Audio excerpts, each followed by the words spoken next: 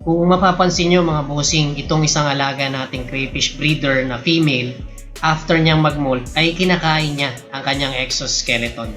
Kaya mga bossing, sakaling mag-molt ang inyong mga alagang crayfish at may nakita kayong exoskeleton o yung pinagbalatan nila ng shell, ay wag na wag nyo itong tatanggalin dahil kakainin pa rin nila ito para mas mabilis silang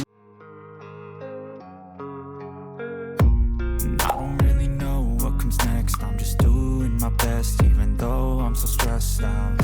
But something deep inside won't let me cry. Be the most you lies, I'll do what I want. Magandang buhay mga bossing! Welcome back sa ating channel. Ngayon, pag-usapan natin ang isa sa importanteng proseso sa buhay ng ating mga alagang crayfish, ang molting o ang pagpapalit nila ng balat. Kung ikaw ay kagaya ko na isang crayfish enthusiast, farmer o breeder, alam ko kung gaano kahalaga na maunawaan natin ang natural na prosesong ito para mapanatili nating malusog ang ating mga alagang crayfish. So sama-sama nating alamin mga bossing ang ins and outs ng crayfish molting, from why it happens hanggang sa kung paano natin matutulungan ang ating mga alagang crayfish during this delicate time. So tara mga bossing, let's go! Ang molting o ang pagpapalit nila ng balat ay isang natural na proseso sa buhay ng ating mga alagang crayfish. Sa panahong ito mga bossing, nagpapalit ng balat o shell ang ating mga alagang crayfish sa kanilang lumang balat upang magkaroon ng puwang para sa bago. Yung pinagbalatan nila ay tinatawag na exoskeleton. Sa simula ng proseso ng kanilang pagpapalit ng balat, mapapansin natin ang mga alaga nating crayfish na nagiging magulo at medyo aggressive. Sinisimulan nito ang pagpapalambot sa pagitan ng lumang balat at katawan nito. Kapag nakalabas na sila sa lumang shell nila mga bossing, ang kanilang balat ay vulnerable at mapapansin nyo na sobrang hina nila. Kaya mahalaga na maraming hides para hindi sila basta-basta maaatake ng iba nilang mga kasama na crayfish. Kaya mas mataas talaga ang chance na sila ay masugatan at magkaroon ng sakit. Yung bagong shell na nabuo pagkatapos ng molting ay napakalambot pa at fragile at kinakailangan nito ng mga 2 days to 1 week para totally maging matigas. Importante na malaman natin mga bossing na ang molting ay isang natural at necessary process para sa paglaki ng ating mga alagang crayfish. Pero ito rin ay may risk para sa kanila, kaya ako nasabi na napakahalaga na malaman natin ang prosesong ito sa ating mga alagang crayfish. Mga 45% ng crayfish deaths o pagkamatay ng ating mga alaga ay nangyayari during this molting period mga bossing. Kaya sayang naman kung mangyayari ito. Kung sakaling namatay ang ating alagang crayfish during molting, magandang alisin agad natin sila para maiwasan ang water contamination at iba pang potensyal na magiging problema para sa ibang crayfish. Apat na proseso ng molting ang ating mga alagang crayfish mga bossing. Una ay ang pre-molting o proecdysis. Ikalawa ay ang proseso ng pagbabalat o ecdysis. Ikatlo ay ang post-molting o metecdysis. At ang panghuli ay ang intermolting o anecdysis. Ang proseso ng pagbabalat mga bossing ay maaaring mag-iba-iba, ngunit sa pangkalahatan, ang mga young crayfish ay nagmumolt o nagpapalit ng balat ng mga 11 times hanggang sila'y tumanda. Samantalang ang mga adult naman ay nagmumolt ng 4 o 5 beses.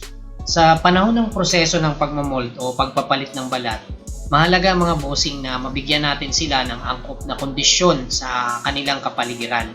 Mahalaga ang pagpapanatili ng quality ng tubig, tamang temperature, at sapat na antas ng calcium sa kanilang pagkain. Bukod dito, inirerekomenda rin na huwag pakainin ang ating mga alagang crayfish ng ilang araw pagkatapos nilang magbalat dahil kinakain nila ang kanilang lumang exoskeleton. Ginagawa ito ng ating mga alagang crayfish dahil naglalaman ang exoskeleton ng mahahalagang sustansya na kailangan nila. Sa pamamagitan ng pagkain ng lumang balat nila o shell, nakakakuha ito ng mahalagang mineral at calcium upang matulungan ang paglaki at mabilis ang pagtigas ng kanilang bagong balat. Kung mapapansin nyo mga bossing, itong isang alaga nating crayfish breeder na female, after niyang mag-molt ay kinakain niya ang kanyang exoskeleton. Kaya mga bossing, sakaling mag-molt ang inyong mga alagang crayfish at may nakita kayong exoskeleton o yung pinagbalatan nila ng shell, ay wag na wag nyo itong tatanggalin dahil kakainin pa rin nila ito para mas mabilis silang makarecover. Dagdag kaalaman na rin mga bossing, karaniwang ang tamang sukat para sa Australian Red Claw Crayfish na handa na sa pag-breed ay mga 3 to 4 inches sa haba. Usually mga 4 to 5 months old. Gayunpaman, mahalagang tandaan natin na ang sukat kung saan umaabot ang crayfish sa reproductive maturity ay maaaring mag-iba. Depende na rin sa mga kadahilanang tulad ng kondisyon sa kapaligiran at individual na bilis ng paglaki ng ating mga alagang crayfish. Ang pag-abot sa tamang sukat na aking nabanggit ay isa lamang sa mga aspeto o pwede nating pagbasihan para malaman natin kung ready na ang ating mga alagang crayfish para sa pagpaparami o pag-breed. At panghuli, ang pag-obserba sa proseso ng molting o pagpapalit ng balat ng Australian Red Claw Crayfish ay isang fulfilling na karanasan talaga mga bossing. Mula sa pre-molting stage hanggang sa post-molting stage, ang pagbibigay ng angkop na kondisyon sa panahon ng kanilang pagmumolt o pagpapalit ng balat ay mahalaga para sa kanilang kalusugan. Ang pag-unawa sa mga maturity stage ng ating mga alagang crayfish ay makakatulong upang masiguro natin ang tamang pangangalaga at pagpaparami sa kanila.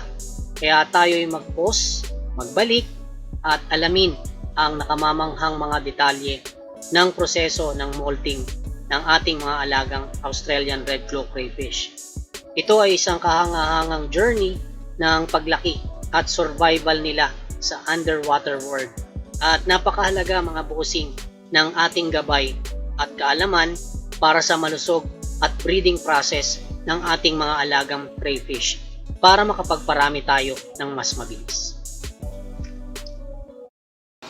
Ayan mga bossing, maraming salamat, and bago tayo magtapos, gusto ko lang kayong batiin ng Happy New Year!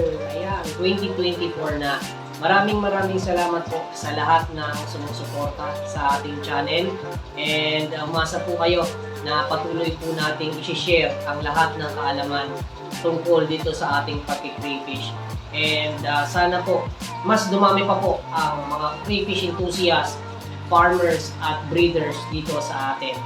Ayan, so kung bago ka pa lang sa ating channel and mahilig ka sa ganitong content, palambing naman mga bossing, pa-subscribe naman and pahit na rin ang notification bell para updated ka lagi sa ating mga latest videos. And of course, comment ka na rin sa baba mga bossing kung may mga katanungan ka, sasagutin natin yan sa abot ng ating makakaya.